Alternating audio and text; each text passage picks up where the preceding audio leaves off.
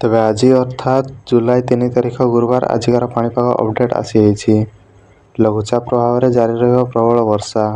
ଆଜି ପାଇଁ 7ଟି ଜିଲ୍ଲାକୁ ବର୍ଷା ନେଇ ୱାର୍ଣ୍ଣିଂ ଜାରି କଲା ଭୁବନେଶ୍ୱର ସ୍ଥିତ ଆଞ୍ଚଳିକ ପାଣିପାଗ ବିଜ୍ଞାନ କେନ୍ଦ୍ର। 7ଟି ଜିଲ୍ଲା ମଧ୍ୟରୁ 2ଟି ଜିଲ୍ଲାକୁ ପ୍ରବଳରୁ ଅତି ପ୍ରବଳ ବର୍ଷା ପାଇଁ ଅରେଞ୍ଜ ୱାର୍ଣ୍ଣିଂ ଜାରି କରାଯାଇଛି। ଏହାପରେ ବାକି 5ଟି ଜିଲ୍ଲାକୁ ୟେଲୋ ୱାର୍ଣ୍ଣିଂ ଜାରି କରାଯାଇଛି। ତେବେ ପ୍ରବଳରୁ ଅତି ପ୍ରବଳ ବର୍ଷା ପାଇଁ 2ଟି ଜିଲ୍ଲା ଯେଉଁ ଜିଲ୍ଲାଗୁଡ଼ିକ ଅରେଞ୍ଜ ୱାର୍ଣ୍ଣିଂ ଜାରି କରାଯାଇଛି ଉକ୍ତ ଜିଲ୍ଲାଗୁଡ଼ିକରେ 12ରୁ 20 ସେଣ୍ଟିମିଟର ପର୍ଯ୍ୟନ୍ତ ବର୍ଷା ହେବ। ଏହାପରେ ୟେଲୋ ୱାର୍ଣ୍ଣିଂ ଜାରି କରାଯାଇଥିବା 18ଟି ଜିଲ୍ଲାରେ 7ରୁ 11 ସେଣ୍ଟିମିଟର ପର୍ଯ୍ୟନ୍ତ ବର୍ଷା ହେବ।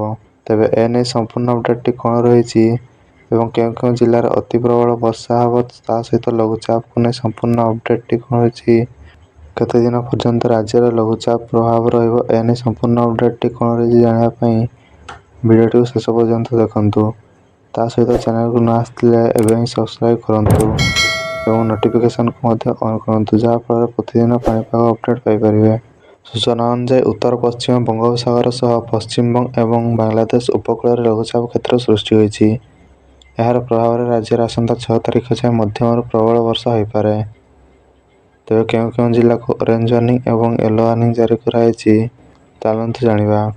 ଅତି ପ୍ରବଳ ବର୍ଷା ପାଇଁ ସୁନ୍ଦରଗଡ଼ ଝାରସୁଗୁଡ଼ାକୁ ଅରେଞ୍ଜ ୱାର୍ଣ୍ଣିଂ ଜାରି କରାଯାଇଥିବା ବେଳେ ପ୍ରବଳ ବର୍ଷା ନେଇ ମୟୂରଭଞ୍ଜ, କେନ୍ଦୁଝର, ସମ୍ବଲପୁର, ବରଗଡ଼, ଅନୁଗୁଳ ଏହି 6 ଜିଲ୍ଲାକୁ ୟେଲୋ ୱାର୍ଣ୍ଣିଂ ଜାରି କରାଯାଇଛି।